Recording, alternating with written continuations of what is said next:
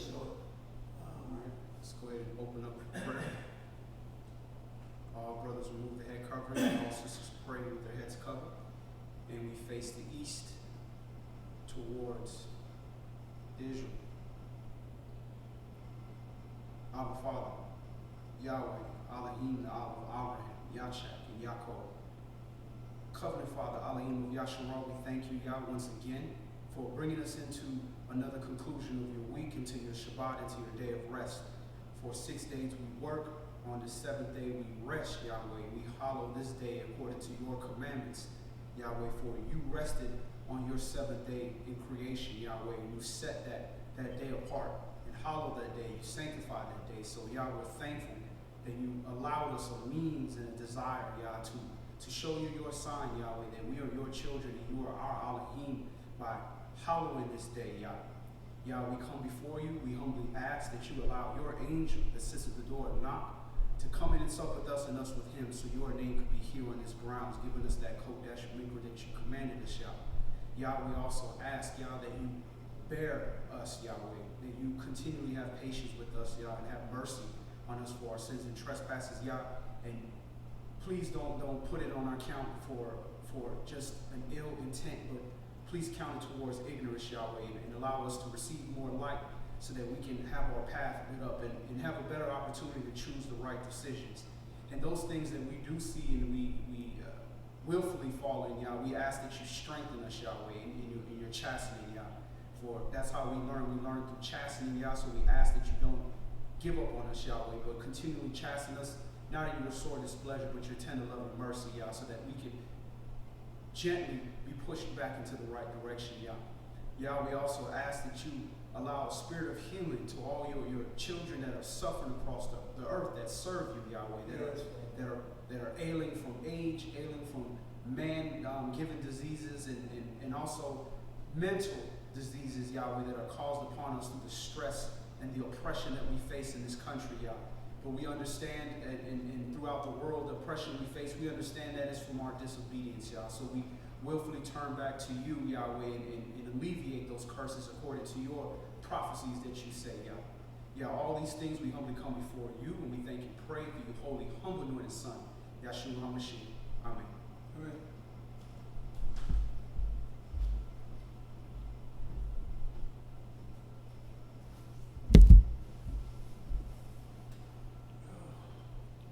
You need it? Yeah, please. If you could watch that too. Yeah, okay. Put it over here.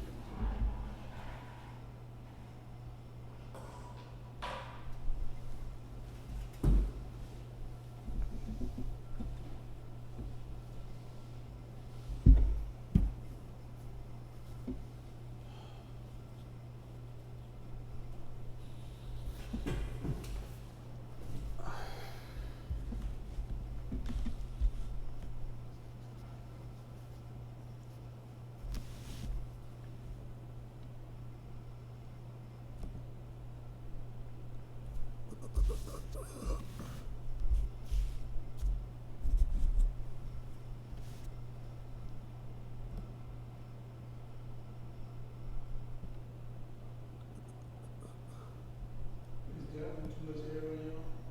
That's fine. That's good. Yeah, that's okay. Wow. All right. Shabbat Shalom. My name is Yadon Yasharal. My brother Yonatan Yasharal. Shabbat Shalom. And the title of today's Shabbat study is The Rock of Foundation. The Rock of Foundation.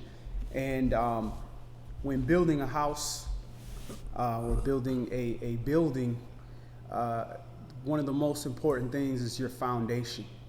You know, your foundation has to be solid. It has to be leveled or properly leveled to deal with the terrain that you're in or the angle that your house is. Even sometimes even the direction that your foundation is set is very important. You know, with east-west facing houses, you got the sun that's beating you down the whole way, and you know, so all these things are definitely important. So with us in our spirituality, it's important that that we build a solid foundation in anything. Also in marriages, in friendships, and partnerships, everything is all based on that solid foundation.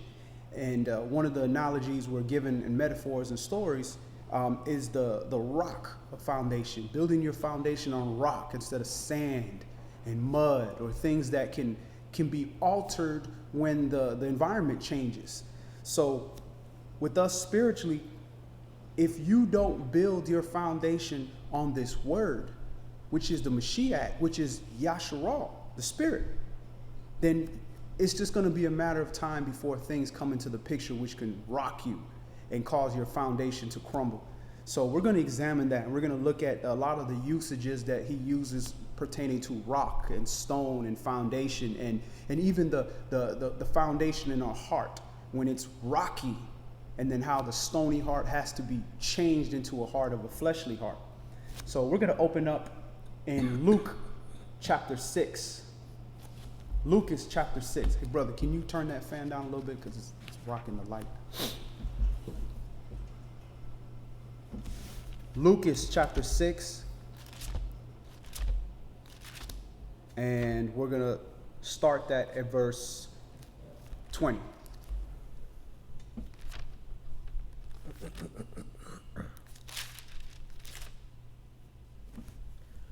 Luke chapter 6 and verse 20. And he lifted up his eyes on his disciples and said, Blessed be you poor, for yours is the kingdom of Elohim. Blessed are you that hunger now, for you shall be filled. Blessed are you that weep now, for you shall laugh. Blessed are you when men shall hate you, and when they shall separate you from their company, and shall reproach you, and cast out your name as evil for the Son of Man's sake. Rejoice you in that day, and leap for joy. Behold, your reward is great in heaven. For in the like manner did their fathers, unto the prophets. All right, so when your foundation is built on this truth, and you won't move regardless of what the weather is, what the scenario is, then men will curse you because you're not bending to their will. Man wants to rule over you. And like so manner did the fathers of those that persecuted the Mashiach and his followers and the prophets. But there's a difference between that and you being an understanding that you're Yasharal and not walking according to the word, and then people cussing you out and then you blaspheme the name of Yasharal. There's a big difference. You have to make sure that you're honest enough within your heart and say, are you living right? Are you acting right? Are you carrying the principles of this word of righteousness and loving your neighbor like yourself? And are you being cursed because you refuse to bend? Or are you being cursed because you're being impartial with the word? Go ahead. Rejoice you in that day. This is verse 24. But woe unto you that are rich, for you have received your consolation. Woe unto you that are full, for you shall hunger. Woe unto you that laugh now, for you shall mourn and weep. And when you look at that, is he necessarily cursing the rich because they're well off? The point that he's trying to make is like what he said with the young man. Give up all you have and come walk with me. Because how can you amass that much amount of money to be considered rich when you got your brothers and sisters starving? So if you have that amount of money, you should be making ample effort to go out and help the poor, help your own people, help your community. Because he said the poor, Yahshua said it point blank, the poor will always be with you. So there's no man that should amass that much money, yet there's still that many poor. Of your own people. We're not even talking about other nations, just your own people, just to start with that. And you look at these congregations, how can you have these $1 million homes and this $60 million jets, and you got starving people just in your own constituency, your own little church setting? Go ahead. Verse 25. Woe unto you that are full, for you shall hunger. Woe unto you that laugh now, for you shall mourn and weep. Woe unto you when all men shall speak well of you, for so did their fathers unto the false prophets. Why would they speak well unto the false prophets? They wouldn't want to speak well because unless they're in truth and they understand when The false prophets. Oh, Why did the people speak well of the false prophets? because they like What they had to say. Yeah. You're all right. You don't got to change. Your foundation needs to be built on this belief of vanity. Forget about this word. That's outdated. Forget about this word. It's for now, but it doesn't pertain to you. It only pertains to Levites. Or, listen, you're not going to be in this oppressed state that long. We're not going to be in Babylon that long. Y'all say we're going to be out of here soon. That's what people want to hear. People don't want to hear, listen, until you change and repent and go back to where we used to be when we were in righteousness, you are going to suffer. They don't want to hear that. So this is why they like the false prophets that tell them whatever they want to hear so that they can get money and get gain and get favor amongst men. You know, the point that I don't have the phone, but Here, you can take that one. It's on mute.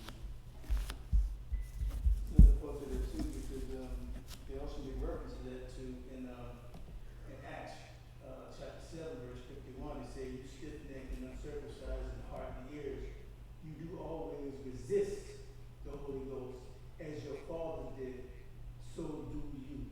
He was telling them because some of them started worshiping gods of Moloch and Remphan and so forth like that. So he was telling about you so-called telling you the children are stiff-necked and hard-headed and sottish. So they was telling them, right here when he goes into your fathers unto the prophets, that you're still doing the same thing they did back in the day. You don't want to listen to the prophets. You don't want to hear the truth. You want to do exactly what you want to do. They got us in trouble from the beginning. Right. So Yeshua is reminding them how hard-headed they are. And so when my brother's talking about who you worship and your actions, it's like, what are you really doing? You're not really truly worshiping the Most High. You're lying. You're worshiping the adversary, the devil. And he's trying to tell them, the prophet's been warning you the whole time, telling you the truth, but you resist them because you want to do your will. So that's just a reminder. So I just want to bring that point up. That's a reminder of how hard-headed, stiff-necked we are. Right. And one thing that we see often in our communities, we see a lot of brothers always going at the woman. She don't want to listen, and she doesn't want to follow my lead, and she's hard-headed, she's prideful, she won't repent when I tell her that she's doing something wrong, and this, that, and the other. Well, where's she getting that from? Where's she getting that spirit from? You want her to submit to you and follow your will, but then she watching you walk left, right, up, down, all over the place, and not submitting to the Most High, when the Most High is saying, these are my commandments, you're supposed to follow them. So this is the manner of spirit we brought into the households as husbands, as fathers, as men, and we trying to push that off on our women like they the problem. But if you are still having that issue, your woman is going to have that issue.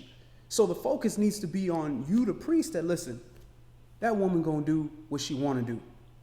You focus on doing what you need to do so she can't have an excuse to say like, well, my leadership is all over the place, so I feel it's okay to be partial in the law because my husband is partial in the law. Mm-hmm. No, when she sees, just like in a house, when the husband starts doing stuff and cleaning and fixing stuff and cutting grass, the woman going to go in the kitchen and wash dishes, she going to do laundry, she going to do whatever. And vice versa.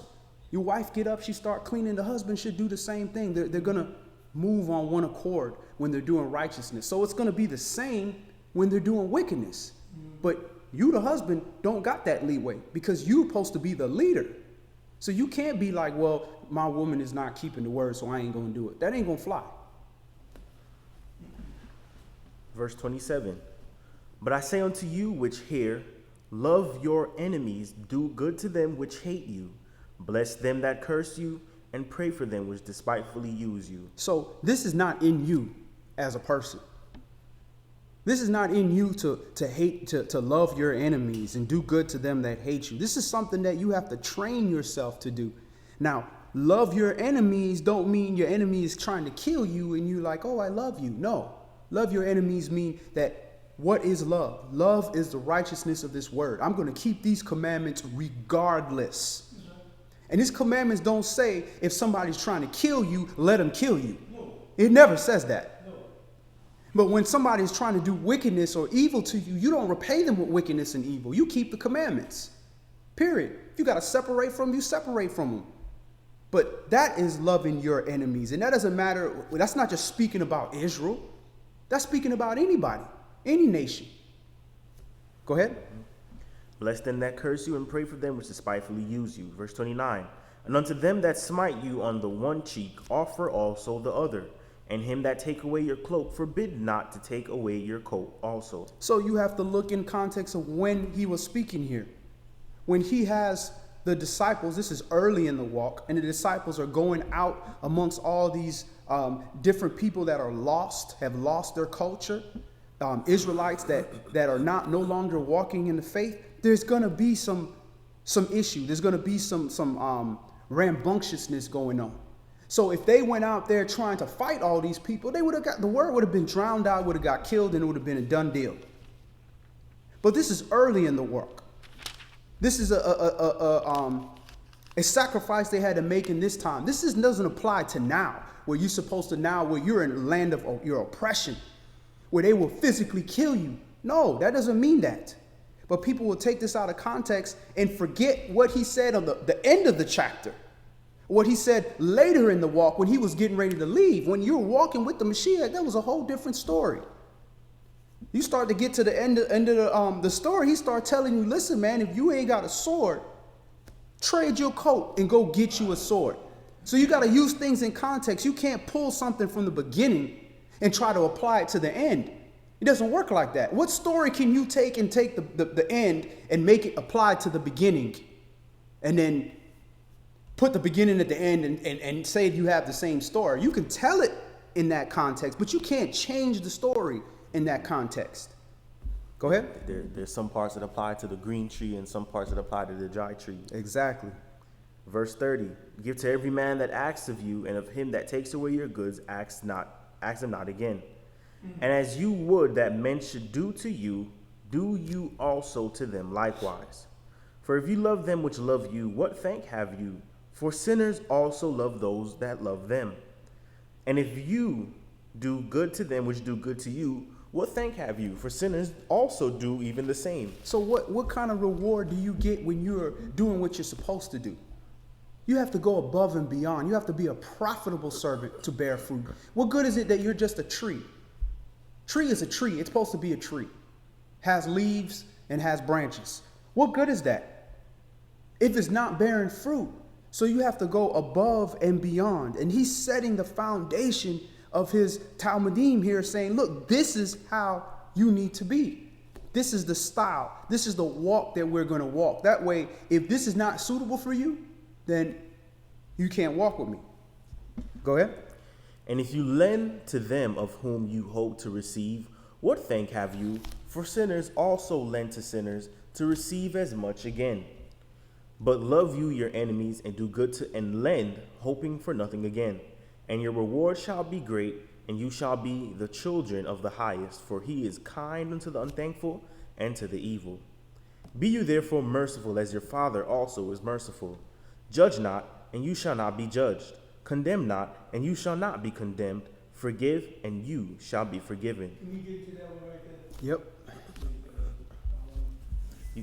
I know in 37, a lot of people will use this kind of wrongly, I believe, what I mean? We all need to, I think he had one up. again, You hung up the phone. it's possible. Go ahead, I can get that. You talk about this. Okay. Well, I think what Elder wanted to get to, as far as in what I believe Elder wanted to get into, is about the judging aspect. People like to take judging like, you're judging me if you tell me what I did was wrong. That's not judgment. That's rebuke. Judgment is when you do wrong and I don't say nothing at all. I'm just going to be quiet because he ain't going to listen. He ain't going to change. He going to the lake of fire. So I'm going to waste my breath. That's judging. Or judging is I see you do wickedness and I kill you. He's not going to repent. He's a thief. He's going to be a thief his whole life. So let me just kill him and do unrighteous judgment. That's judgment. So what's saying is judge not, because you understand that the same opportunity you have to repent, they have the same opportunity, because this is a grace period. This is a time for you to repent so you don't face the consequences of not repenting. So the fact that you're rebuking somebody is mean that you're giving them an opportunity. You see that there can be an opportunity if you're doing it in the right heart. If you're doing it to throw stones at somebody, that's a different story. The law is lawful if it's used lawfully. But when you're rebuking somebody, you're saying, listen, this person may not understand now, but they have an opportunity. At least they'll know right from wrong if they're blinded and can't see. And maybe at a later date, they can repent.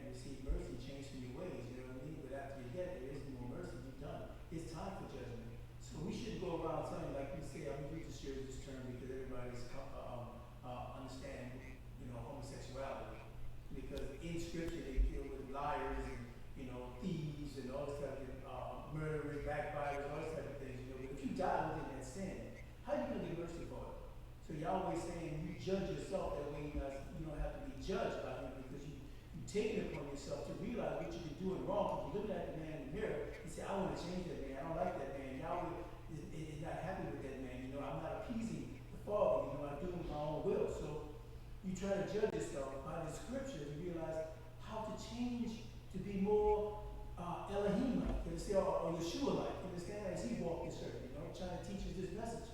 So if you walk around somebody and say, oh, that homosexual over there, he's going to the lake of fire, you don't know that. I mean, yes, we haven't seen many people, or I haven't seen it yet, that can change from that lifestyle, because it's so hard. That lifestyle, how do you say, encompasses almost everything that they do in their whole life. So, so I guess it's very hard for them to change, but yet, I'm not saying they can't. I'm saying that if y'all willing, they can change from that lifestyle, it won't be abomination unto the Father. You understand? So Yahweh, it's up to Yahweh if they give that mercy, So you can't go around telling people, okay, you're going to lake of fire. No, all you can say is by this scripture, by this word that I did not write, that I believe in. It says that you continue in your ways and you die. Yes. What's the end result? Lake of fire. Because you used to worship the creature that created. Right. So that's what the point I'm trying to make. So I don't want to hear people keep saying, you judging me. No. We go out there and judge the same kind of car you want to buy. You want to judge the color of it, the style, the model, and sometimes you can judge a person by you think he's cheap about a price. You understand? So the thing is that you make a lot of decisions in your life every day. You need to don't take this out of context. Understand what y'all was saying. And to judge yourself, to simplify it a little bit more, when you judge yourself, the wages of sin is what? Death. So you judge yourself. Kill that old person. Death to that old person, that sinner. I'm judging him. He is dead. I'm not going to live in that manner. I'm going to walk in the newness of life. I'm going to walk in the newness of spirit, and I'm going to walk according to the word. I'm judging myself because I don't want my flesh to die along with it. I don't want my spirit to die along with it. So I'm judging myself. This is not right. This needs to die. This way needs to die. That's judgment. Not judging another person saying you are going to die. You're, like you said, well, you're a homosexual. You're going to die. No, you're in danger of the death. You never heard Yahshua said, you're dying. You're dying right now. You're going to the lake of fire. He said, you're in danger. He always said that, if you notice. You're in danger because he said, I didn't come here to judge, even though I can judge. I didn't come here to judge. So if he didn't come here to judge and we're part of his body and he's the head, the body don't judge. The head judge. So how are we going to come in here and start judging folks? That's why this was taken away from us, because we couldn't judge righteously from the point where we sitting here trying to stone this woman for adultery and the husband ain't there. We're going to get into that later. Look at the fig tree. I could have probably seen a scripture there about the fig tree. He walked past it and wouldn't have no fruit, right? He was going to kill it. Curse it, kill it. Man asked. For me, he was using the voice of Yah. I'm saying to he was using the voice of Yah. Repeat it again. I said, look at his shoe when he's talking about the fig tree. Mm-hmm. He passed by and didn't bear no fruit, right? So he was going to curse it and let it die. So someone spoke up for it. Let me dung around it. Let me, fertilize it, put dung around it so to see if it will get a chance. Give it a chance to bear fruit before it gets thrown in the fire. So I believe that voice, was, let's switch the roles here. The voice was Yeshua speaking up to his father saying, give it a chance. Right. Just see if it's going to bear fruit. Don't just destroy it immediately, So let's see if we put dung around it, we fertilize the roots of it, that means speak the word to it, let it repent, and let's see if it bears fruit. Right. Or what your word, just the treasure of your word. So it gives a chance. If it doesn't, he's going to curse that tree and he pass by it again, and he's going to wither and die. And that's the whole thing. He gave us a chance. He's given us a chance. We need to take that chance and run with it. Go ahead, brother. Luke chapter 6 and verse 35. But love you your enemies and do good and lend, hoping for nothing again, and your reward shall be great, and you shall be children of the highest, for he is kind unto the unthankful and to the evil. Be you therefore merciful as your Father also is merciful. Judge not, and you shall not be judged. Condemn not, and you shall not be condemned. Forgive, and you shall be forgiven. Give, and it shall be given unto you, good measure, pressed down and shaken together, and running over, shall men give into your bosom. For with the same measure that you measure withal, it shall be measured to you again. And he spoke a parable unto them. Can the blind lead the blind? Shall they not both fall into the ditch? The disciple is not above his master, but everyone that is perfect shall be as his master. And why behold you the mote that is in your brother's eye, and perceive not the beam that is in your own eye? Either how can you say to your brother, Brother, let me pull out the mote that is in your eye, when you yourself behold not the beam that is in your own eye? You hypocrite, cast out first the beam out of your own eye, and then shall you see clearly to pull out the mote that is in your brother's eye.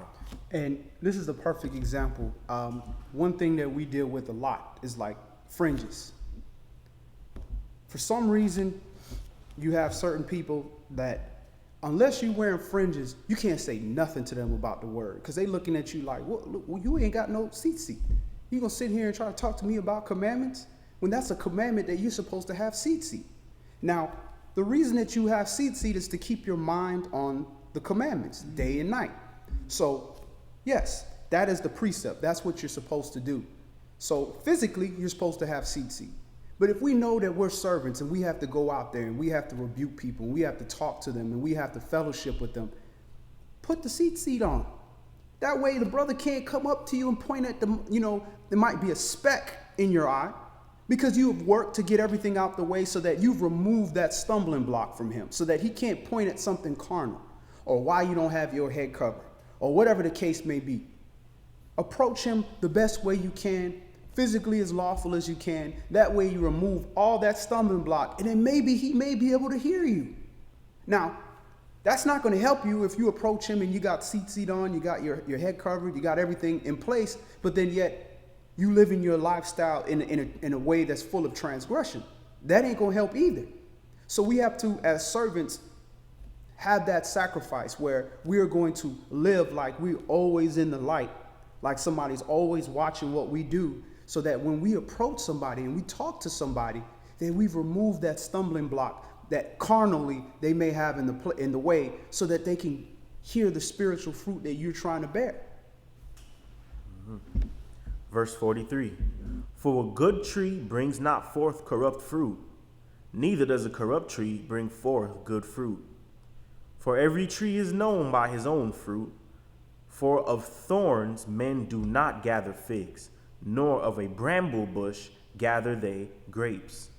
A good man out of the good treasure of his heart brings forth that which is good, and an evil man out of the evil treasure of his heart brings forth that which is evil.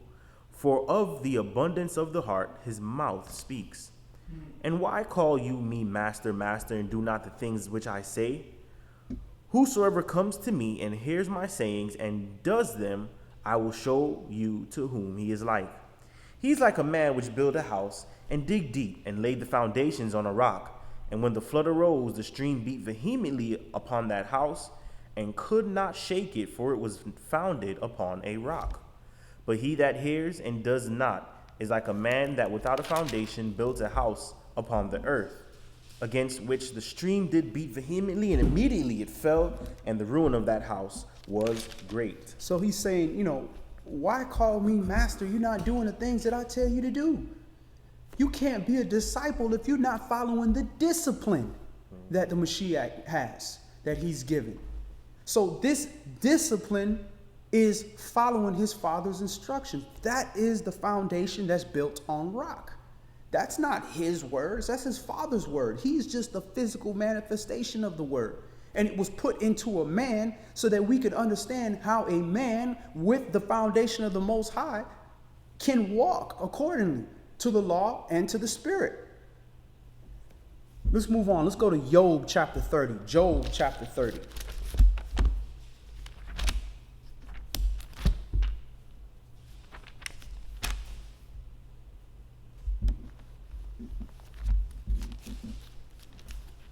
Job chapter 30, and we're going to start that at verse 1. But now, they that are younger than I have me in derision, whose fathers I would have disdained to have set with the dogs of my flock. Yea, whereunto might the strength of their hands profit me, in whom old age was perished. For want and famine they were solitary, fleeing into the wilderness in former time, desolate and waste, who cut up mallows by the bushes and juniper roots for their meat. They were driven forth from among men. They cried after them as after a thief, to dwell in the cliffs of the valleys, in the caves of the earth, and in the rocks. Among the bushes they brayed, under the nettles they were gathered together. They were children of fools, yea, children of base men. They were viler than the earth. And now I am their song, yea, I am their byword. They abhor me, they flee far from me, and spare not to spit in my face. Because he has loosened my cord and afflicted me, they have also let loose the bridle before me. Upon my right hand rise the youth. They push away my feet, and they raise up against me the ways of their destruction. They mar my path, they set forth my calamity, they have no helper. They come upon me as a wide breaking in of waters. In the desolation they roll themselves upon me. Terrors are turned upon me, they pursue my soul as the wind, and my welfare passes away as a cloud. And now my soul is poured out upon me. The days of affliction have taken hold upon me. My bones are pierced in me in the night season, and my sinews take no rest. By the great force of my disease is my garment changed. It binds me about as the collar of my coat. He has cast me into the mire, and I am become like dust and ashes. I cry unto you, and you do not hear me. I stand up, and you regard me not. You are become cruel to me.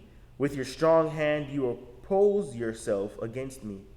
You lift me up to the wind, and cause me to ride upon it, and dissolve my substance.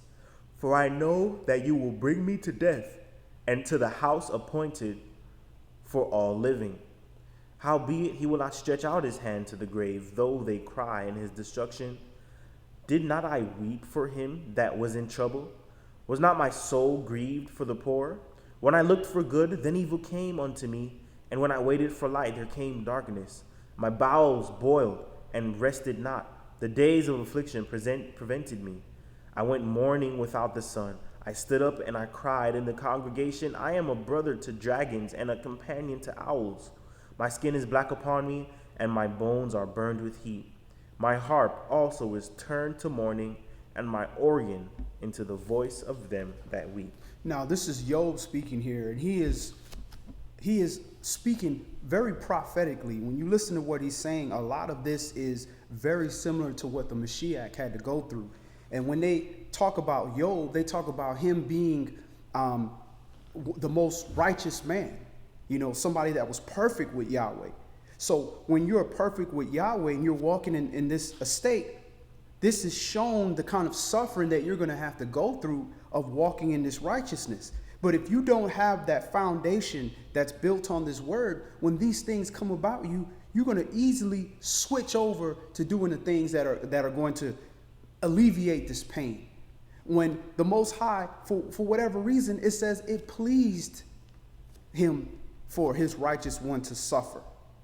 So we have to look at these examples of the great ones, of how they dealt with affliction and how they dealt with the other nations and the other people when they come against them. At the end of the day, if we read the rest of the story, things are going to be flipped back in its proper estate. But if your foundation is not built on righteousness, not built on this rock, when the storm comes, it's going to wash you away. The storm is not going to stay there forever. There is no perpetual storm that stays right over somebody, like in the cartoon where they got the guy walking in the cloud, just stay right over his head and follow him every. That's not how life works. So we have to work and understand that when we walk in righteousness, we are going to face a moment like this, where there's going to be storm clouds, where people are going to talk against you, when you're going to be where people you saw that may have been lesser in righteousness or lesser in understanding, they're going to talk against you and point fingers at your downfall and feel happy for that. But you can't let that move you from your foundation on this rock. Indeed. All right, let's move on. Let's go to Tehillim chapter 78, Psalms chapter 78.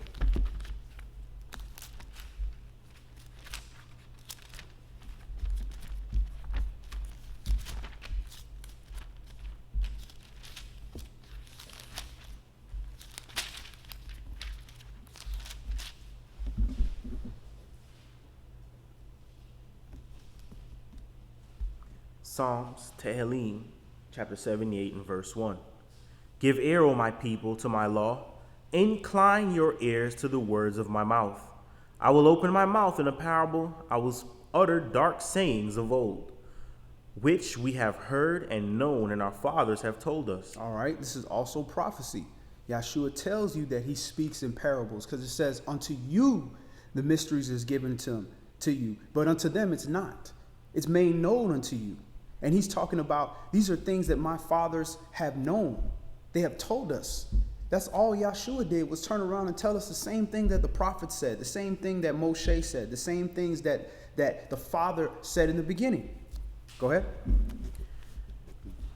We will not hide them from our children, showing to the congregation to come the praises of Yahweh and his strength and his wonderful works that he has done.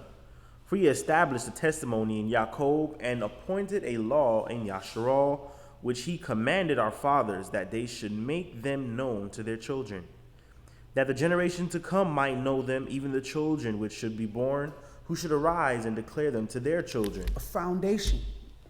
Spread this foundation. Pass this foundation of righteousness, of things that have been told from old times, from the beginning. Make sure your children understand that, so that when they're building the foundation of their house, they know to lay rock there. They know not to build it on sand or on just pure ground. Go ahead. Verse 7, that they might set their hope in Elohim and not forget the works of all, but keep his commandments. So they may not forget the work. So we have to tell our children these stories. Not even our children. We got to tell grown adults. You have grown people that don't understand these stories, that have no clue, have been so far removed from their culture that they don't understand the great depths that Yahweh went for his people, Yasharal. Go ahead.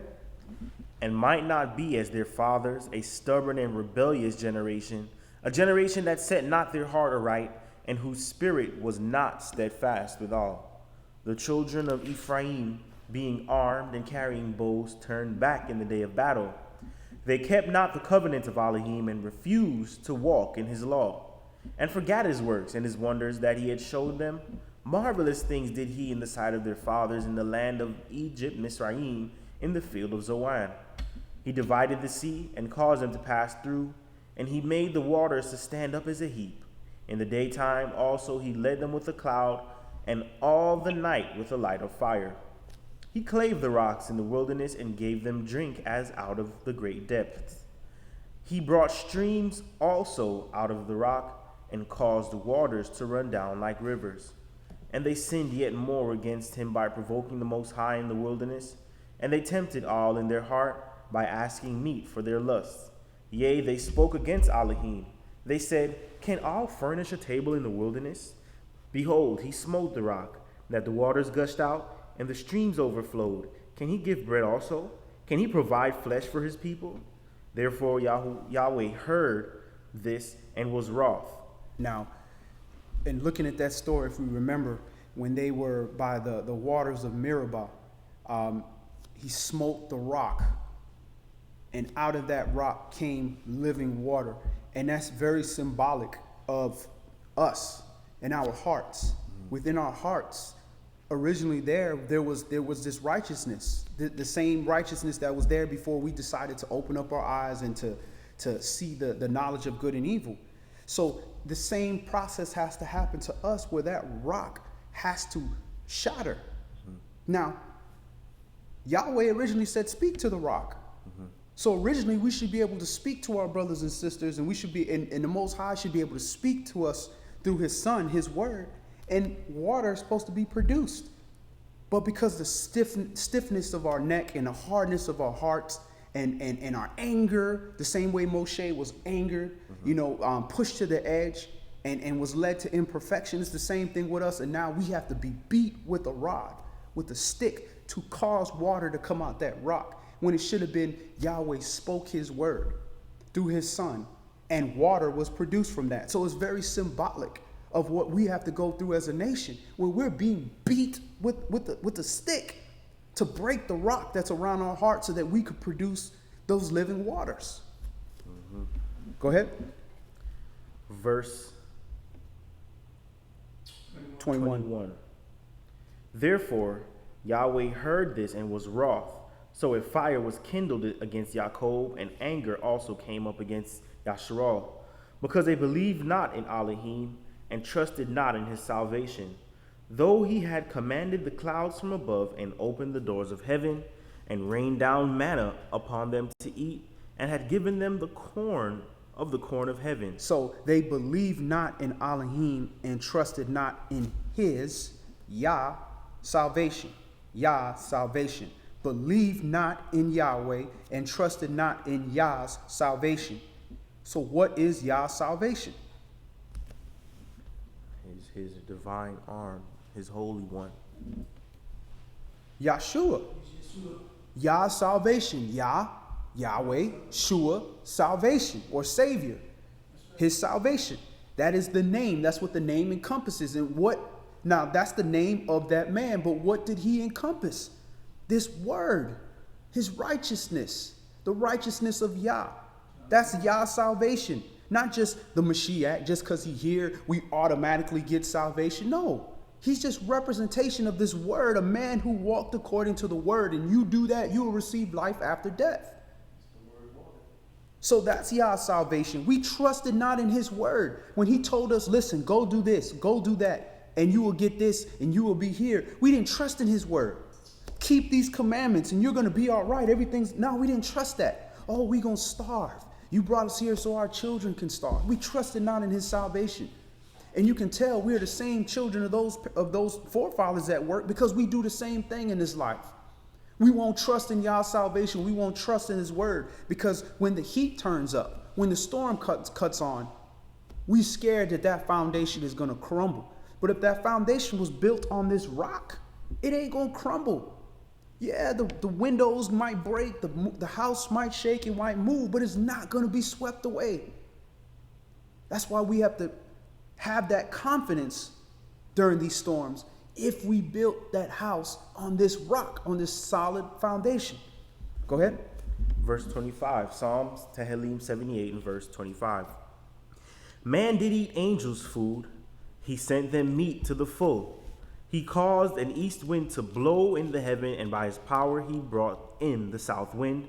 He rained flesh upon them as doth, and feathered fowls as the sand of the sea. And we can prove our stories. We can easily prove our stories, because to the same track that they follow right now, you can see the fowls, the quails take a course that fly out from Egypt, and they get tired from their little wings, and they literally fall in that same part of the desert where they just happen to be walking, and all these fowls done fell. So we can prove our history. You can see the olive trees. You can see the feet drawn in the ground where it says, and everywhere your feet touch. We can prove our history that these aren't just stories. Go ahead. Verse 28, and he let it fall in the midst of their camp, round about their habitations. So they did eat and were well filled, for he gave them their own desire. They were not estranged from their lust, but while their meat was yet in their mouths, the wrath of Elohim came upon them and slew the fattest of them, and smote down the chosen men of Yasharal.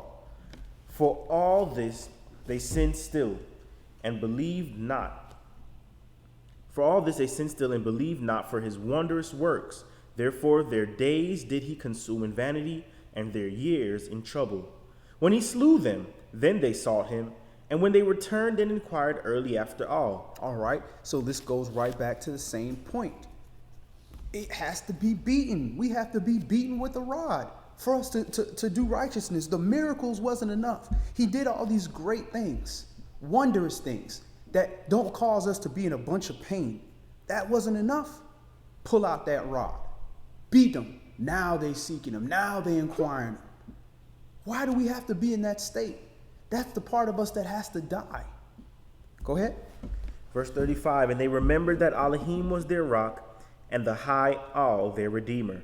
Nevertheless, they did flatter him with their mouth, and they lied unto him with their tongues. Now, when it talks about they remembered that Elohim was their rock, did they forget that Yahweh, was the one that saved them?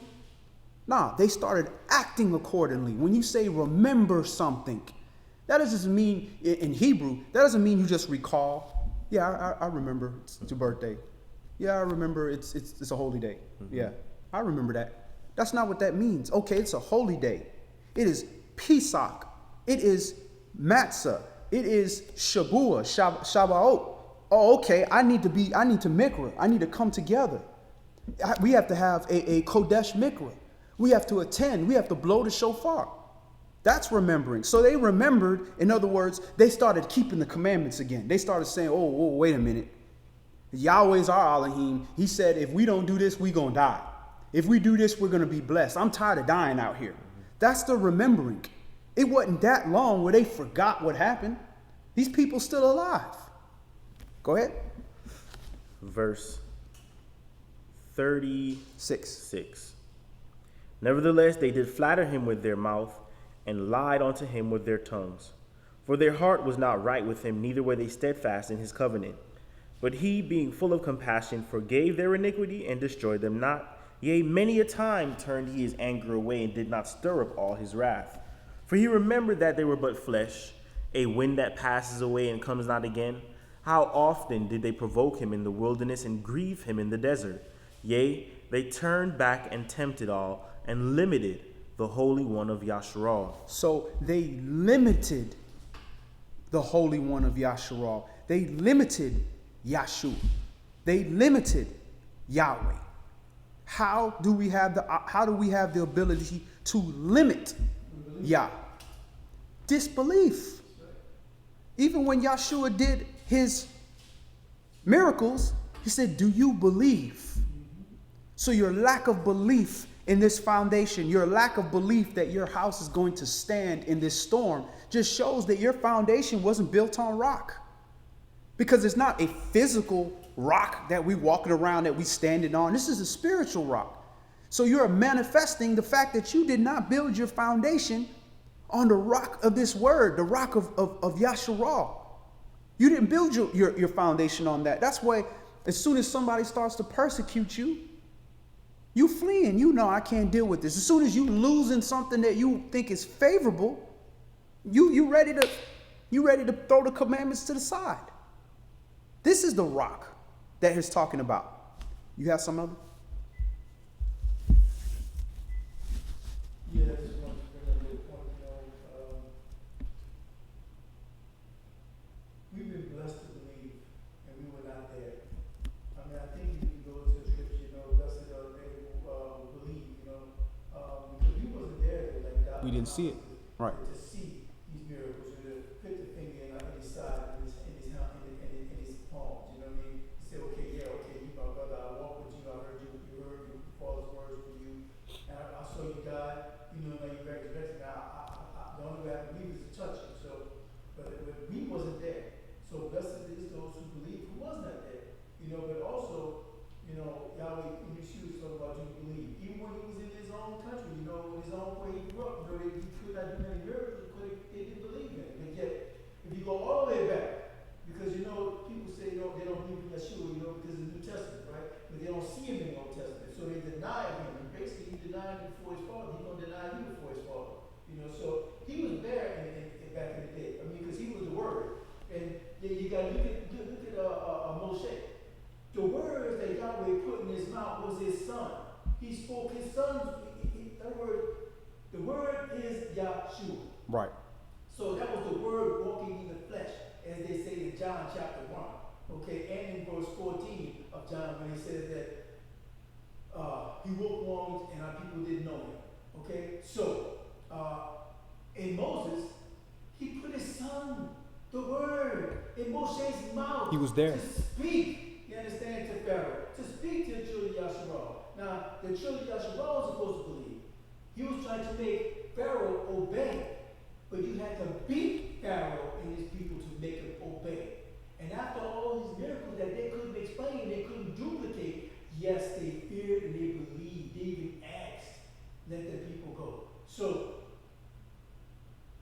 when you talk about belief, today we're supposed to believe on the Most High. Believe in his son and what he had done. Not deny him.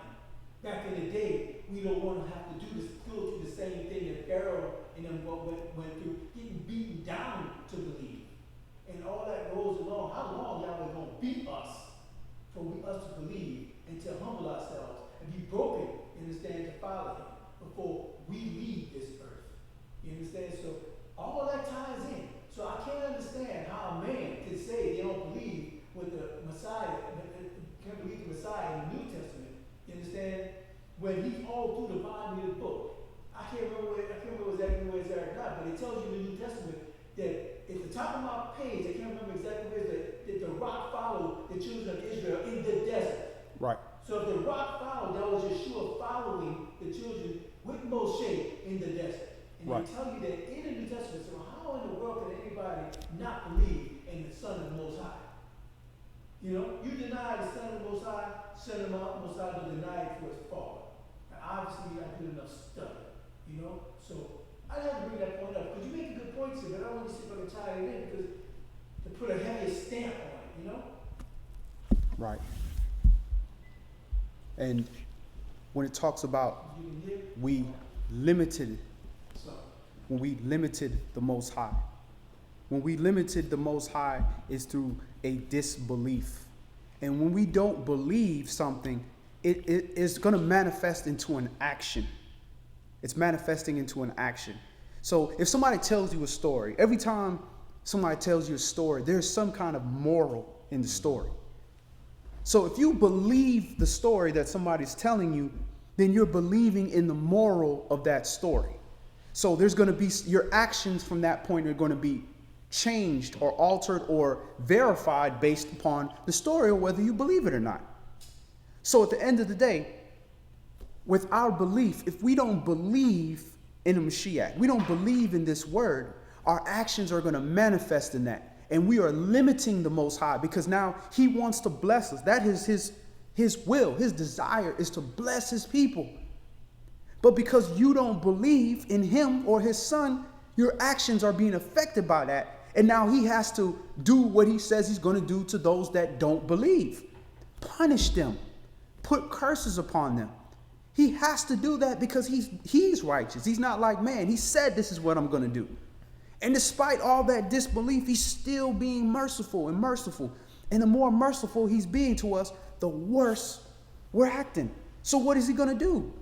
He can't continue giving you mercy because it's making you kill yourself even more. So this is how we limit the Most High in our lives. By living disobediently and limiting the blessings that he can put in our lives. And the blessings, when we get blessed, it blesses the whole nation. The whole nation gets blessed.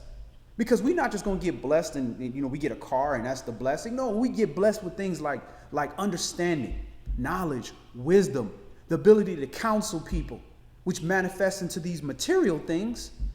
But those are the true blessings. Psalms chapter 78, Tehillim 78 and verse 42. They remembered not his hand, nor the day when he delivered them from the enemy, how he had wrought his signs in Mitzrayim and his wonders in the field of Zoan, and had turned their rivers into blood and their floods, that they could not drink. He sent diverse sorts of flies among them, which devoured them, and frogs, which destroyed them. He gave also their increase unto the caterpillar, and their labor unto the locust. He destroyed their vines with hail, and their sycamore trees with frost. He gave up their cattle also to the hail, and their flocks to hot thunderbolts. He cast upon them the fierceness of his anger, wrath, and indignation, and trouble, by sending evil angels among them. He made a way to his anger. He spared not their soul from death, but gave their life over to the pestilence, and smote all the firstborn in Mitzrayim, the chief of their strength, in the tabernacles of Ham, but made his own people to go forth like sheep, and guided them in the wilderness like a flock.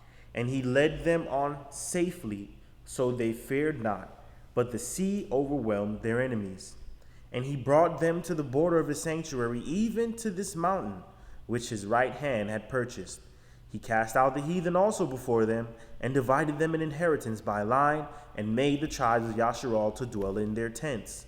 Yet they tempted and provoked the Most High Elohim, and kept not his testimonies, but turned back, and dealt unfaithfully like their fathers. They were turned aside like a deceitful bow. For they provoked him to anger with their high places, and moved him to jealousy with their graven images. When Elohim heard this, he was wroth, and greatly abhorred Yasharal. Because when you give any of Yah's glory to anything else, that is a complete disrespect to the Most High. Because he's like, I'm tearing with y'all. I freed y'all. I chose y'all out of all the nations, and I showed myself to you. And despite all that, you're still holding on to something that you in your own heart know is vanity. You know that this is absolutely not the Most High. If you know me, and you say, I know Yadon, I've met him, I've been around him, I've served with him, I know his family, and somebody else comes in here and says, I'm Yadon Yasharal, I'm your brother that served with you. And if he got money and he giving y'all things, y'all, he might, that's cool. But at the end of the day, like you know for a fact, you're going to be Yadon number 2. We like you. But no, you know for a fact that's not me. So how disrespectful is if I go away on a journey, or I'm away for a little bit and I come back and I'm like, you calling this dude me? You know this is not me. You know you got this dude over here with a picture next to my wife, like that's her husband and everything. Like, no. You know that. He gives you money. And you gonna make him me? And I'm a man. I ain't done half the things. But you wouldn't disrespect me like that. But we do that to the creator of all things, the Most High, by putting these little things. Why? Because other people are doing it. So if other people come in the room and say, yeah, that's Yadon, that don't really know you, you just gonna agree with them? Nah. You seen that dude on TV. This other guy, he looked like you. You seen him on YouTube and Facebook. He looked like him, but that's not him. Y'all should know, and that's how we are as Yahshua, our nations. These other people can say, yeah, that's Jehovah. That's the God of Israel. No, he's not. That means ruin and destruction. That's not him. That's not Yah. So it's a huge smoke we're blowing up. And then especially us that call ourselves believers, and we're the standard bearers. We're the ones that have the ability to teach, given the service of the law, the promises, the gifts, the blessings, all this. And then yet we turn around and say, this right here, this little man, this little white man with blonde hair and blue eyes, that's God. That's a huge smoke up in his nose. And brother, that's why it's a good thing also to follow Yah's lead and things like that. Because just like in the example you were given, that fake Adon came with flatteries again. You know, here's money for everyone, here's money for everyone. But what was the ethics that it came with? You understand? Right. Whereas same thing with the gods of this world is flatteries. Oh, you could do this, you could do that. But at the same time, you sacrifice your children unto Molech, right? Or you offer your wife as a priestly offering to the harlotry temple that they have, you know, or your firstborn daughter for defilement. You understand? Right. So Yah is not like that. Yah says, with my benefits, there comes righteousness with it, and it's not a flattery where you just do whatever you want and there's corruption with it. So Yah adds with His increase, He adds His mercy. Where we are aware of what we've done wrong, but at the same time, there's forgiveness. But He just says, look, all these benefits of me can continue. Just do what's right. And that's how you tell the difference from the gods of the world and the righteous Elohim that has His moral code to come with it and doesn't add curses and lying with His increase. Right. And the blessing is these commandments. Because if you keep these commandments, you are going to get those blessings. Period. You cannot change that universal law. If you jump up, you're going to come down. Unless something grabs you. It is what it is. So He's trying to bless us with these commandments, but we refuse to take these blessings. Go ahead and finish that up. What verse are we at? 60. Provoked with the graven images, Elohim heard this. He was wroth and greatly abhorred Yasharal, so that he forsook the tabernacle of Shiloh, the tent which he placed among men, and delivered his strength into captivity and his glory into the enemy's hand. He gave his people over unto the sword and was wroth with his inheritance. The fire consumed their young men, and their maidens were not given to marriage. Their priests fell by the sword, and their widows made no lamentation. Then Yahweh awaked as one out of sleep, and like a mighty man that shouts by reason of wine. And look at this same situation here. He delivered his strength into captivity, his glory into the enemy's hand. He gave his people over to the sword and was mad with his inheritance. The fire consumed their young men, and their maidens were not given to marriage. The priests fell by the sword, and their widows made no lamentation. This is the same scenario we're in right now. Our women ain't getting married. Our young men getting killed in the streets. The priests are falling by the sword. He's wroth with us. He's angry with us. Why? Because He hates us? Because we won't keep the commandments. He wants to bless us. This is the only way we listen. But it got so bad, we won't even listen to this. We're going to go out there with a sign and say our life matters. Rather than my life matters, so I'm going to keep these commandments because my life has a purpose. Go ahead. Then Yahweh awoke as one out of sleep, like a mighty man that shouts by reason of wine. And He smote His enemies in the hinder parts. He put them to a perpetual reproach. Moreover, He refused the tabernacle of Yosef and chose not the tribe of Ephraim, but chose the tribe of Yehudah, the Mount Zion, which He loved. And He built His sanctuary like high palaces, like the earth which He has established forever. All right, so when you look at here, verse 65, it says, Then the Adonai awaked out of his sleep, and like a mighty man shouted by reason of wine. He smote his enemies in the hinder parts, and He put them to a perpetual reproach. So the word is awakening. The Mashiach is awakening. And then it says, but He chose the tribe of Yehudah and Mount Zion, which He loved.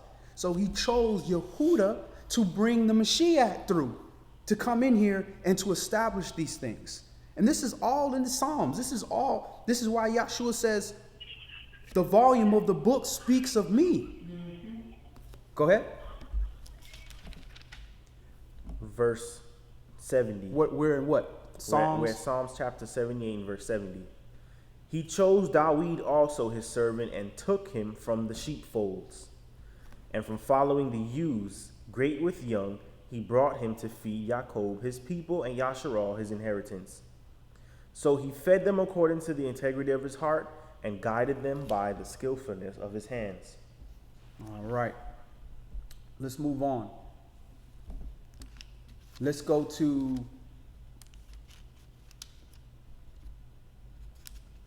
Shemot chapter 17. Exodus chapter 17.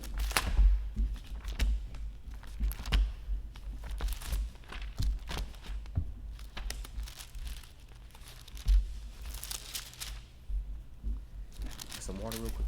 Yeah. You want please. anything? Yes, please. You need water?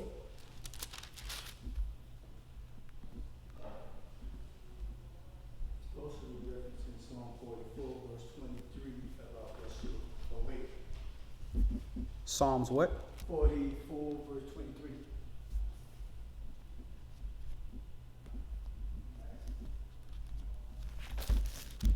Just real quick, we're going to look at Psalms 44 and verse 23 and look at another reference.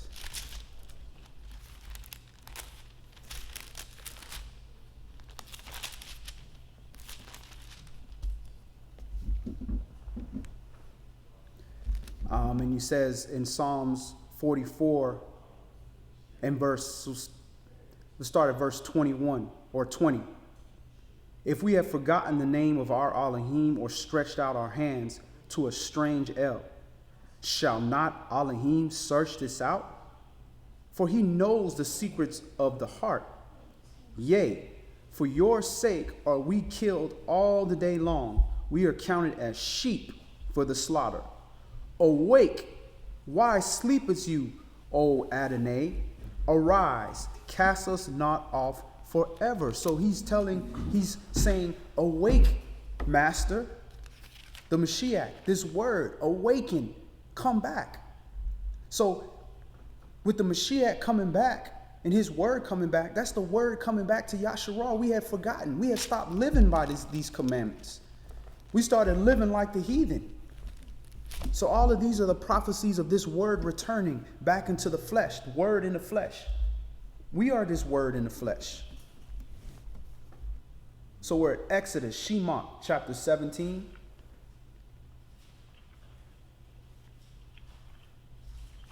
And we're going to start this at verse 1. And all the congregation of the chosen of Yasharal journeyed from the wilderness of Sin after their journeys, according to the commandment of Yahweh, and pitched in Rephidim. And there was no water for the people to drink. Wherefore the people did chide with Moshe and said, Give us water that we may drink. And Moshe said unto them, Why chide you with me? Why do you tempt Yahweh? And the people thirsted there for water, and the people murmured against Moshe and said, Why is this that you have brought us up out of Mitzrayim to kill us and our children and our cattle with thirst? And Moshe cried unto Yahweh, saying, What shall I do unto this people? They be almost ready to stone me. And Yahweh said unto Moshe, Go on before the people, and take with you of the elders of Yasharal, and your rod wherewith you smote the river, take in your hand, and go. Behold, I will stand before you there upon the rock in Horeb, and you shall smite the rock, and there shall come water out of it, that the people may drink. And Moshe did so in the sight of the elders of Yasharal. And he called the name of the place Massah and Meribah, because of the chiding of the children of Yasharal, and because they tempted Yahweh, saying, Is Yahweh among us or not? All right, so you notice in this account, it's recounting the story of what happened. His instruction wasn't to smite the rock, but it's accounting what he did. He smote the rock. Go ahead. Verse 8. Then came Amalek and fought with Yasharal in Rephidim. And Moshe said unto Yeshua, Choose us out men to go out, fight with Amalek. Tomorrow I will stand on the top of the hill with the rod of Elohim in my hand. So Yeshua did as Moshe said to him and fought with Amalek.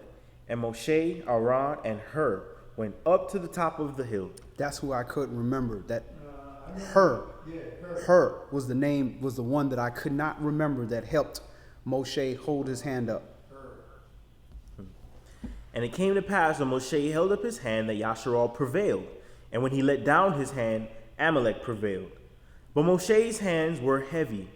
And they took a stone and put it under him, and he sat thereon. And Aaron and Hur stayed up his hands, and the one on one side, and the other on the other side. And his hands were steady until the going down of the sun. All right, so it wasn't enough. He had his brothers, he had help, he was holding the staff in the air, but it wasn't enough. So they had to put the stone and put it under him so that he could sit down. So it's symbolic of this foundation, this rock has to be what we're rest on, because we can only do so much as a people. Eventually, it's going to have to be the spirit of this word, which is going to allow us to endure, because your strength is going to fail from you. You can have people helping you. It's not enough. Go ahead. Verse 13. And Yahshua discomfited Amalek and his people with the edge of the sword, as Yahweh said unto Moshe, write this for a memorial in a book and rehearse it in the ears of Yahshua, for I will utterly put out the remembrance of Amalek from under heaven.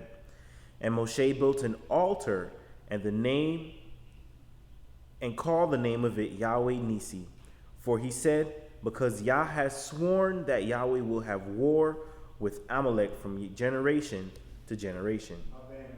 All right. Let's go to Shemot 32. Exodus chapter 32. Let's go down a few more chapters. So he had to take that stone to be his foundation. He rested on that foundation so that he could endure, so that the children of Yasharal could do their job. So this is all very symbolic of the order of things. Rest on this rock. It will give you the strength to endure, and your endurance is tied into the rest of the nation fulfilling the instructions of the Most High. So we're all pieced together, all of us. He could have just had Moshe just put the staff right there and just hold it. Mm-hmm. But he said, no, raise it up, lift it up. Lift up this rod high. The whole world is going to submit to this rod right here. I think it's better than 1 Corinthians. You can say right there, 1 Corinthians 10:4. He said, Christ the rock. So I wonder if that's where I left off and could remember.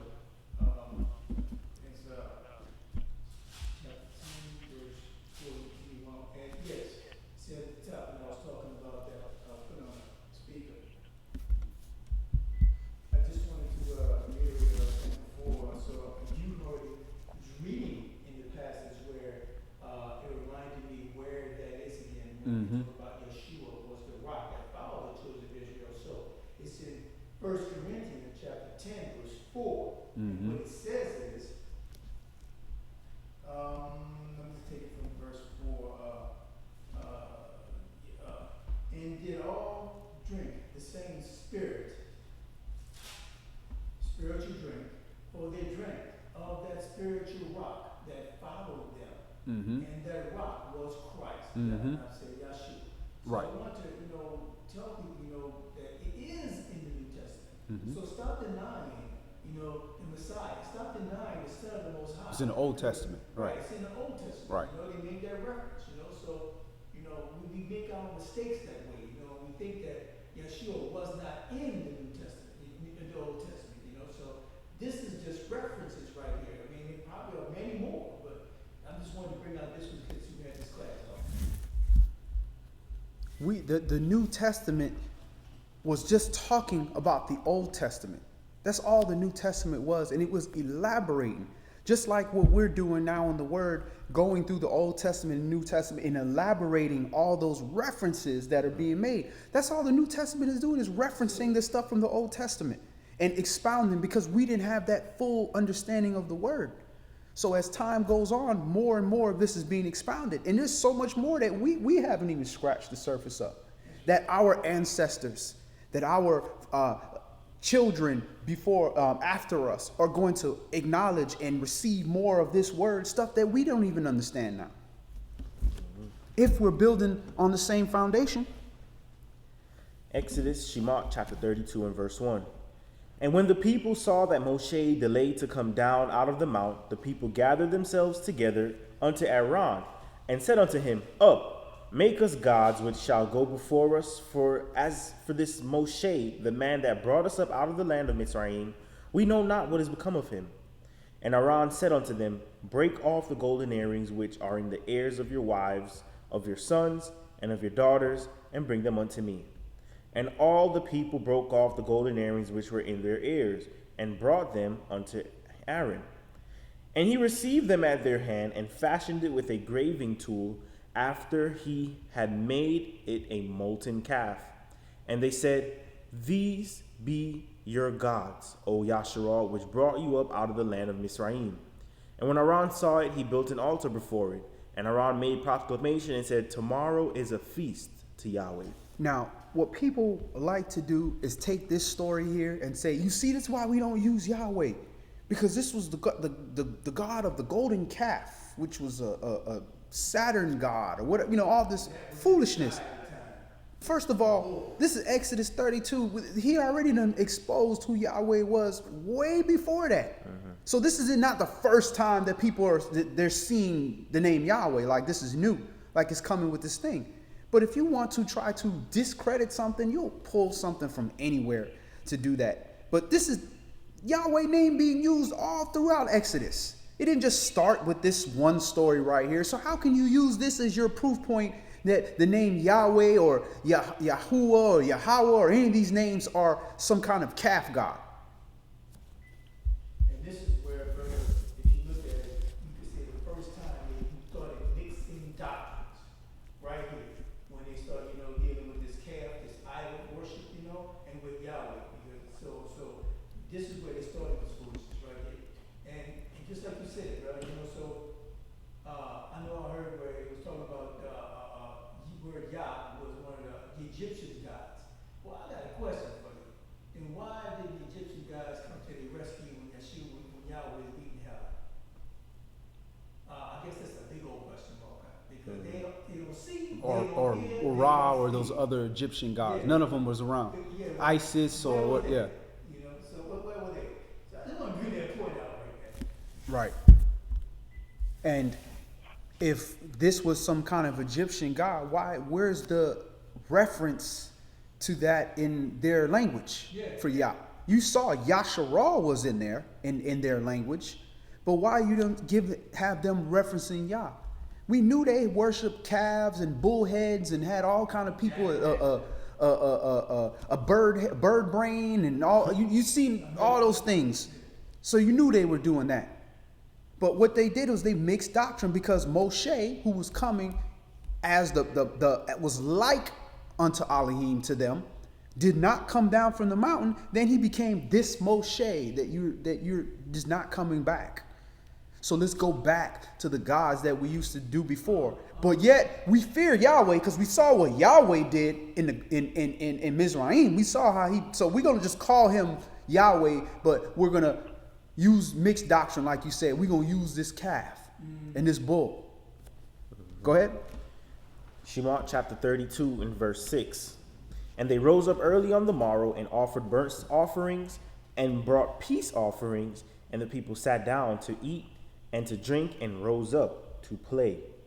And Yahweh said unto Moshe, Go, get you down, for your people which you brought up out of the land of Mizraim have corrupted themselves. They have turned aside quickly out of the way which I commanded them. They have made them a molten calf and have worshipped it, and have sacrificed thereunto, and said, These be your gods, O Yasharal, which have brought you up out of the land of Mizraim. And notice they said gods. Go ahead. And Yahweh said unto Moshe, I have seen this people, and behold, it is a stiff-necked people. Now therefore let me alone, that my wrath may wax hot against them, and that I may consume them, and I will make of you a great nation. And Moshe besought Yahweh his Elohim and said, Yahweh, why does your wrath wax hot against your people, which you have brought forth out of the land of Mizraim with great power and with a mighty hand? Why should the Egyptians speak and say, For mischief did he bring them out, to slay them in the mountains and to consume them from the face of the earth? Turn from your fierce wrath and repent of this evil against your people. Remember Abraham, Yitzchak, and Yashral, your servants, to whom you swear by your own self, and said unto them, I will multiply your seed as the stars of heaven, and all this land that I have spoken of will I give unto your seed. and they shall inherit it forever. All right, so he's showing you how to talk to Yah. Talk to him. Don't talk as if you've got some kind of power or you got some kind of righteousness. You confirm the words that he say. That's how you pray to Yah. Confirm the words that he say and confirm his will and pray according to his will. And he's going to answer that according to his will. Go ahead. Verse 14. And Yahweh repented of the evil which he thought to do unto his people. And Moshe turned and went down from the mount, and the 2 tables of the testimony were in his hand. The tables were written on both their sides. On the one side and on the other were they written. And the tables were the work of Elohim, and the writing was the writing of Elohim graven upon the tables. And when Yahshua heard the noise of the people as they shouted, he said unto Moshe, there was a noise of war in the camp. And he said, it is not the voice of them that shout for mastery, neither is it the voice of them that cry for being overcome, but the noise of them that sing do I hear. And you see that same thing going on right now in these modern churches that are every corner. You hearing this voice of singing, and they're joying, and they have the most joyful, most moving songs to worship the adversary, the devil. Sitting out here worshiping and disrespecting the Most High, calling him by names that are not his name, by a day that he said, not the day that you're to hallow. You're hallowing another day which belongs to another idol god, and singing all these different things in joy. This is a huge smoke up the nostril of Yah's nose. Now, if you did it on Sunday, after you finish keeping the Shabbat, there'll be absolutely no problem whatsoever. But you're not esteeming the Sabbath day and making the first day of the week set apart. That's the problem. What people like to say is, oh, well, you can worship any day of the week. You sure can. But you don't rest every day of the week. You rest on that 7th day. You have a Kodesh Mikra on the 7th day. And all this singing and all this joy is just a huge disrespect for the Most High when you're not doing that on the day that he prescribed to do that. Go ahead. Verse 19. And it came to pass, as soon as he came near unto the camp, that he saw the calf and the dancing, and Moshe's anger waxed hot, and he cast the tables out his hands and broke them beneath the mount. And he took the calf which they had made and burnt it in the fire and ground it to powder and strawed it upon the water and made the children of Yasharal to drink of it. All right, so he took the calf and ground the golden calf into powder and made them drink it. Now, sounds a little bit harsh, but at the end of the day, you know a plague was coming upon these people. There's a plague. So there's a healing property in gold. When you actually drink of that gold, it will stay some of these plagues. This actually has a good healing power and nutritional value.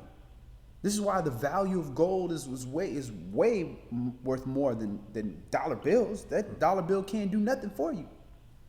Might keep you warm in the wintertime. If you burn it, that's about the most you can do with it. But that gold has medicinal properties. Go ahead. These minerals, silver. Mm-hmm. Verse 21. And Moshe said unto Aaron, what did this people unto you, that you have brought so great a sin upon them? And Aaron said, let not the anger of my sovereign wax hot.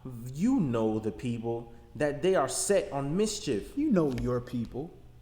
You know how these people are. You know they always into wickedness and that. But I left you in charge. Yeah, but you know how they are. No, we know how you are. Mm-hmm. Go ahead. I think the other meaning of that also, brother, was when he ground that idol into powder, and then cast it on the water and made him drink it. It also, yes, gold has medicinal properties, but also this is like a judgment type thing. You went against Yahweh, so you're going to drink the foul cup that you created, and then Yahweh going to judge you for this. You know what I mean? Because remember, back in the day, they also took the dust off the floor. You understand? When a husband was jealous of his wife and he wanted to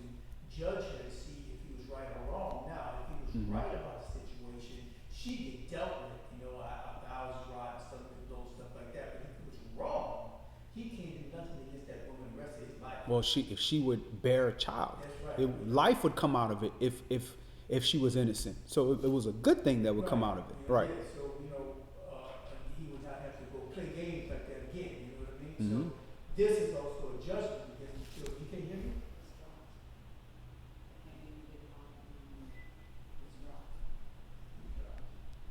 Well, you finish it, right?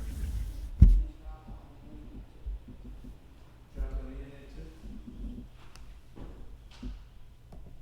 Go ahead. Verse 22. Verse 23. For they said unto me, make us gods which shall go before us.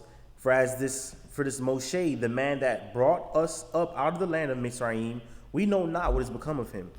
And I said unto them, whosoever has any gold, let them break it off. So they gave it to me, and I cast it into the fire, and there came out this calf.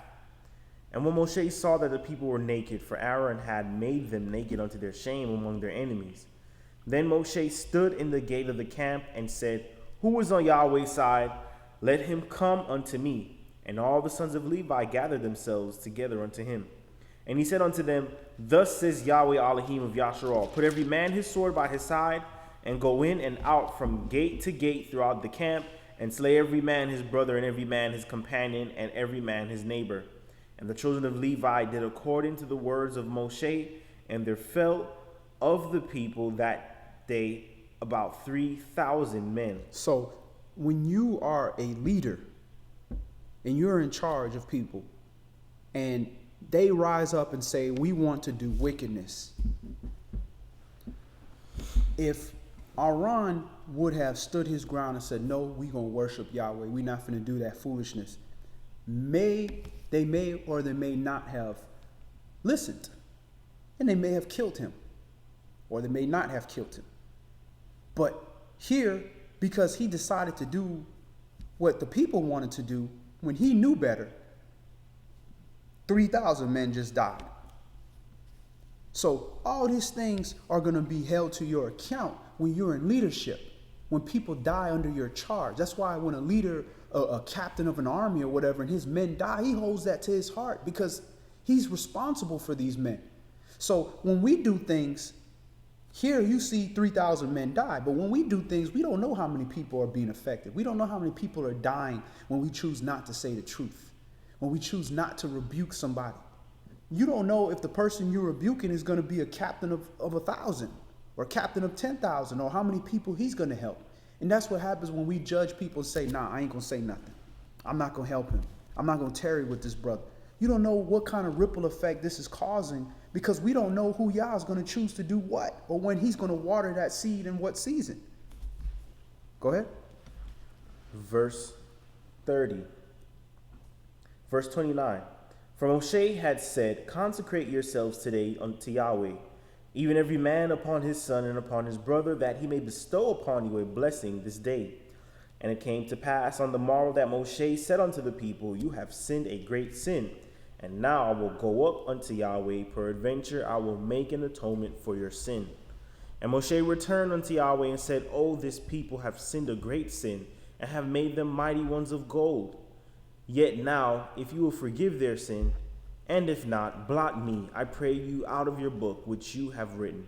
And Yahweh said unto Moshe, whosoever has sinned against me, him will I blot out of my book. Therefore now go, lead the people unto the place which I have spoken unto you. Behold, my angels shall go before you. Nevertheless, in the day when I visit, I will visit their sin upon them. And Yahweh plagued the people because they had made the calf which Aaron made. And you see, which Aaron made. People wanted to do it, but Aaron was the one who was being blamed for that. All right, let's go to Jeremiah chapter 51. Yes, you can't get blotted out of the book. You realize there's no Yeah, such thing as blotted out. say it, always say it. Exactly. That's a good point, Elder. You can get blotted out of the book, or else there'll be no point of having a savior if you already saved. Let's go to Jeremiah chapter 51.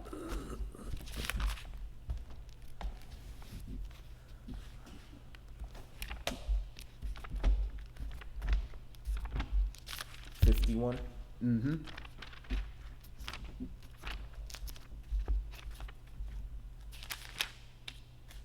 And one of the worst states that we could be in as a people or as a person is when your rock is removed from you, when your foundation is removed from you, when the word is completely taken from you. If you decide that you want to be a vessel of dishonor, Yahweh remove that word from you.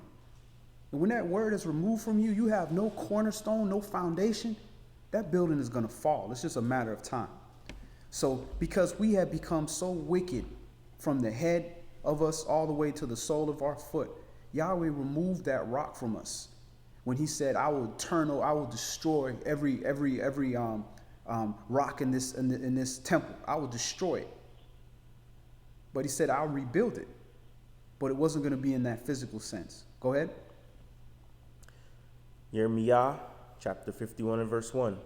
Thus says Yahweh, behold, I will raise up against Babylon and against them that dwell in the midst of them that rise up against me a destroying wind. And will send unto Babylon fanners that shall fan her and shall empty her land, for in the day of trouble they shall be against her round about. Against him that bends, let the archer bend his bow, and against him that lifts up in his brigade, and spare you not her young men, destroy you utterly all her host. Thus the slain shall fall in the land of the Chaldeans, and they that are thrust through in her streets. For Yasharal has not been forsaken, nor Yehuda of his Elohim, for Yahweh of hosts, though their land was filled with sin against the Holy One of Yasharal. Flee out of the midst of Babylon, and deliver every man his soul. Be not cut off in her iniquity, for this is the time of Yahweh's vengeance. He will render unto her a recompense. Babylon has been a golden cup in Yahweh's hand that made all the earth drunken. The nations have drunken of her wine. Therefore the nations are mad. Babylon is suddenly fallen and destroyed. Howl for her, take balm for her pain. If so be she may be healed. We would have healed Babylon, but she is not healed. Forsake her, and let us go every one into his own country. For her judgment reaches unto heaven and is lifted up even to the skies. Yahweh has brought forth our righteousness. Come, and let us declare in Zion the work of Yahweh our Elohim. Make bright the arrows, gather the shields. Yahweh has raised up the spirit of the kings of the Medes, for his device is against Babylon to destroy it, because it is the vengeance of Yahweh, the vengeance of his temple. Set up the standard upon the walls of Babylon, make the watch strong, set up the watchmen, prepare the ambushes, for Yahweh has both devised and done that which he spoke against the inhabitants of Babylon. O you that dwell upon many waters, abundant in treasures, your end is come, and the measure of your covetousness. Yahweh of hosts has sworn by himself, saying, surely I will fill you with men as with caterpillars, and they shall lift up a shout against you. He has made the earth by his power. He has established the world by his wisdom, and has stretched out the heaven by his understanding. When he utters his voice, there is a multitude of waters in the heavens, and he causes the vapors to ascend from the ends of the earth. He makes lightnings with rain, and brings forth the wind out of his treasures. Every man is brutish by his knowledge, every founder is confounded by the graven image, for his molten image is falsehood, and there is no breath in them. They are vanity, the work of errors. In the time of their visitation they shall perish. The portion of Jacob is not like them, for he is the former of all things, and Yasharal is the rod of his inheritance. Yahweh of hosts is his name. You are my battle axe and weapons of war. For with you will I break in pieces the nations, and with you will I destroy kingdoms, and with you will I break in pieces the horse and his rider, and with you will I break in pieces the chariot and his rider. With you also will I break in pieces man and woman, and with you will I break in pieces old and young, and with you will I break in pieces the young man and the maid. I will also break in pieces with you the shepherd and his flock, and with you will I break in pieces the husbandman and his yoke of oxen, and with you will I break in pieces captains and rulers. And I will render unto Babylon and to all the inhabitants of Chaldea all their evil that they have done in Zion in your sight, says Yahweh. Behold, I am against you, O destroying mountain, says Yahweh, which destroyed all the earth. And I will stretch out my hand upon you and roll you down from the rocks, and will make you a burnt mountain. And they shall not take of you a stone for a corner, nor a stone for foundations, but you shall be desolate forever, says Yahweh. Set you up a standard in the land, blow the trumpet among the nations, prepare the nations against her, call together against her the kingdoms of Ararat, Mini, Ashkenaz, appoint a captain against her, cause the horses to come up as the rough caterpillars. So he's saying, behold, I am against you, O destroying mountain, says Yahweh, which destroys all the earth. Verse 25. And I will stretch out my hand upon you and roll you down from the rocks and will make you a burnt mountain. And they shall not take of you a stone for a corner, nor a stone for foundations, but you shall be desolate forever, says Yahweh. So they are being destroyed because they started believing that they were greater than the Most High. So they have no foundation. So now all the nations are going to come against them and they will be destroyed. Just like every other nation that came against Yasharal and was that belt to the backside of the children of Yasharal. Unless they decide, like Nineveh did, to repent from the wicked ways of their doings, then they will receive the same outcome. So let's stop right there. Let's move on. Let's go to Yohanan chapter 8. John chapter 8.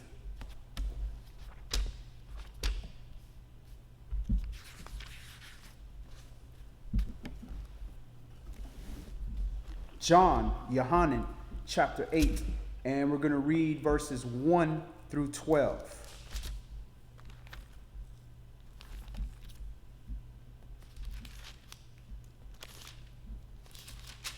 Yohanan, John chapter 8 and verse 1. Yeshua went unto the Mount of Olives, and early in the morning he came again into the temple, and all the people came unto him, and he sat down and taught them. And the scribes and Pharisees brought unto him a woman taken in adultery, and when they had set her in the midst, they said unto him, Master, this woman was taken in adultery, in the very act. So how is a woman taken in adultery in the very act? How does that happen? She has to be married. You find a married woman sleeping with a man that's not her husband, and you caught them in the very act. Go ahead. They say unto him, Master, this woman was taken in adultery in the very act. Verse 5. Now Moshe in the law commanded us that such should be stoned. But what say you? This they said, tempting him, that they might have to accuse him. But Yeshua stooped down and with his finger wrote on the ground as though he heard them not. And when they continued asking him, he lifted up himself and said unto them, He that is without sin among you, let him cast the first stone at her. And again he stooped down and wrote on the ground. And they which heard it, being convicted by their own conscience, went out one by one, beginning at the eldest, even unto the last. And Yeshua was left alone, and the woman standing in the midst. When Yeshua had lifted up himself and saw none but the woman, he said unto her, Woman, where are those your accusers? Has no man condemned you? She said, No man, Master. And Yeshua said unto her, Neither do I condemn you. Go and sin no more. All right. So the woman was caught in the very act. In order to convict her, you have to convict according to Moshe's law, the same law that they're talking about here. The man and the woman are supposed to be stoned. So there's unrighteous judgment there in its own. She has the right to face the accusers. Like, look, you're saying that I slept with, how you know this wasn't my husband? Mm-hmm. She may have been caught in the act. She may not have been caught in the act. But anyways, comes up to this point here. Yeshua is setting the stage here. It said, in the past, the law says the woman, the adulterer, will be stoned to death. You are going to be killed by this word, according to the word, with the rock, same tablets that the word was written on, will now be used to destroy you. But Yeshua is setting the stage here and saying, no, now this word is going to be grace unto you. But there had to be something done by her. What he's saying in verse 11? What is he saying here? She said, No man, Master. And he said unto her, Neither do I condemn you. Go and sin no more. She has to repent.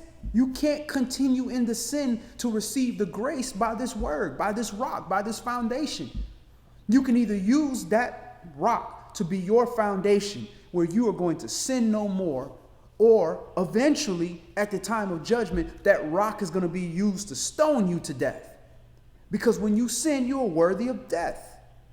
So he set the foundation here saying, no, we are not judging people anymore. We are not doing this death penalty on people anymore. This is the grace period. So he set that standard. So from that point on, we have to follow that same lead of not stoning people, of not judging people to death. Because the same measure that we give is the same measure we're going to be met by. You made them judge themselves. Right. By their own conscience, you made them judge themselves. Exactly. And what the elder was saying, he made those people judge themselves because they knew they were doing unrighteous judgment. And if they tried to stone this woman without righteous judgment, that was going to come on their own heads, because obviously Yahshua knew the law. That's why he was dealing with them in that manner.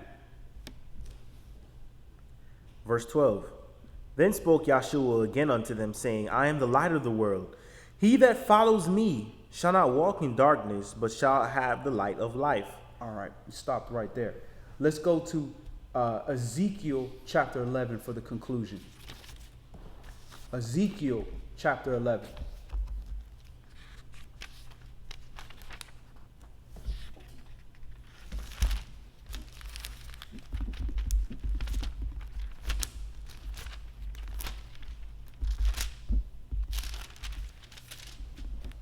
Ezekiel chapter 11 and verse 1. Moreover, the Spirit lifted me up and brought me unto the east gate of Yahweh's house, which looks eastward, and behold, at the door of the gate 25 men, among whom I saw Yazaniah the son of Azur, and Pelatiah the son of Benaiah, princes of the people. Then said he unto me, Son of man, these are the men that devise mischief and give wicked counsel in this city, which say, It is not near. Let us build houses in this city. This city is the cauldron, and we be the flesh. Therefore prophesy against them. Prophesy, O son of man. And the Spirit of Yahweh fell upon me, and said unto me, Speak. Thus says Yahweh, Thus have you said, O house of Yasharal, for I know the things that come into your mind, every one of them. You have multiplied your slain in this city, and you have filled the streets thereof with the slain. Therefore thus says my sovereign Yahweh, Your slain whom you have laid in the midst of it, they are the flesh, and this city is the cauldron, but I will bring you forth out of the midst of it. You have feared the sword, and I will bring a sword upon you, says my sovereign Yahweh. And I will bring you out of the midst thereof, and deliver you into the hands of strangers, and will execute judgments upon you, among you. You shall fall by the edge by the sword. I will judge you in the border of Yasharal, and you shall know that I am Yahweh. This city shall not be your cauldron, neither shall you be the flesh in the midst thereof, but I will judge you in the border of Yasharal. And you shall know that I am Yahweh, for you have not walked in my statutes, neither executed my judgments, but have done after the manners of the heathen that are round about you. And it shall come to pass when I prophesied that Pelatiah the son of Benaiah died. Then fell I down upon my face and cried with a loud voice and said, Ah, my sovereign Yahweh, will you make a full end of the remnant of Yasharal? All right, so in the beginning, in this process, the first process is that old man has to die. That wickedness has to die. There has to be that rod that comes against us in our way to show that this is not righteous to Yahweh. This is not pleasing to him. So there's that process, and it's a very painful process. This is the symbolization of the rock over our stony heart being destroyed, being beaten down, where either the whole heart is going to be destroyed or that stone has to be destroyed from it. Go ahead. Verse 14. Again the word of Yahweh came unto me, saying, Son of man, your brethren, even your brethren, the men of your kindred, and all the house of Yasharal, holy, are they unto whom the inhabitants of Jerusalem have said, Get you far from Yahweh. Unto us is this land given in possession. So when you go back to that statement where Ezekiel saying, Adonai Elohim, are you going to make a full end of the remnant of Yasharal? Because in that process of destroying that rock from off of our heart, that stony heart, in replacing that, it's like the whole heart is going to be destroyed. But it's not. That destruction is coming for a reason, to prepare for something better that's going to come. Go ahead. Therefore say, thus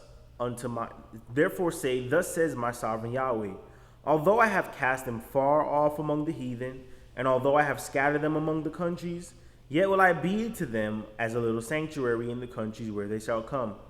Therefore say, thus says my sovereign Yahweh, I will even gather you from the people and assemble you out of the countries where you have been scattered, and I will give you the land of Yasharal. And they shall come there, and they shall take away all the detestable things thereof and all the abominations thereof from there. And I will give them one heart, and I will put a new spirit within you, and I will take the stony heart out of their flesh, and will give them a heart of flesh. So he wasn't trying to destroy the whole remnant of Yasharal. He was trying to destroy the stony heart, so that he could allow the fleshly heart to be exposed, to allow the fleshly heart to be given to the children of Yasharal. So he wasn't trying to destroy the whole nation. Go ahead. That they may walk in my statutes and keep my ordinances and do them, and they shall be my people, and I will be their Elohim. But as for them whose heart walks after the heart of their detestable things and their abominations, I will recompense their way upon their own heads, said my sovereign Yahweh. Then did the cherubims lift up their wings, and the wheels beside them, and the glory of Elohim of Yasharal was over them above. And the glory of Yahweh went up from the midst of the city, and stood upon the mountain which is on the east side of the city. Afterwards the Spirit took me up, and brought me in a vision by the Spirit of Elohim into Chaldea, to them of the captivity. So the vision that I had seen went up from me. Then I spoke unto them of the captivity, all the things that Yahweh had shown me. All right, so in building this foundation, that stony heart that we have has to be destroyed. It can't be a remnant of that stony heart. For us to build that foundation, the stone needs to come off of our heart and be used as a foundation. The fleshly heart has to be given to us, a heart that operates according to the tables of the word that Yahweh puts in our heart, these commandments. But in that process, it's going to be very painful. There's going to be a lot of destruction. There's going to be a lot of punishment, and there's going to be a lot of tribulation.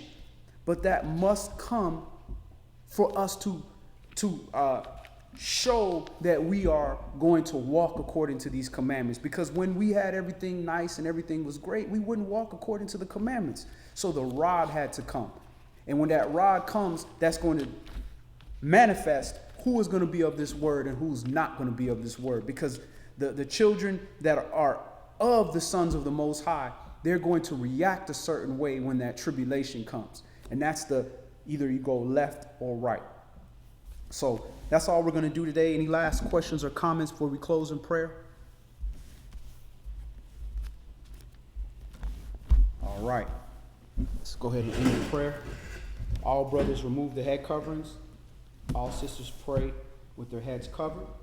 And we face the east towards Jerusalem. Elder, can you go ahead and close us out in prayer? Our Father, was holy and true covenant, Elohim, Abraham, Yishak, Yaakov.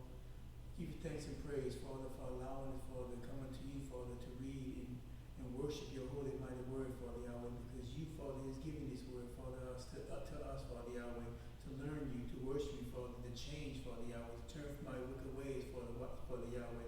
So we give you thanks and praise, Father Yahweh, for allowing us, Father Yahweh, to be able to do this thing, Father. So we ask you, Yeshua's holy mighty name, Father, keep our hearts malleable and soft, Father Yahweh, so there be no stone wrapped around our hearts, Father Yahweh, because stone, Father Yahweh, will not allow your holy water to penetrate, Father Yahweh, unless it is broken. So we ask, Father Yahweh, Yeshua's mighty name, to keep our hearts malleable, Father Yahweh, and chip the stony parts off our hearts, Father Yahweh, so we can hear your word, Father, and be doers of your word. We give you thanks and praise in Yeshua's holy mighty name, Father Yahweh. Amen. Amen.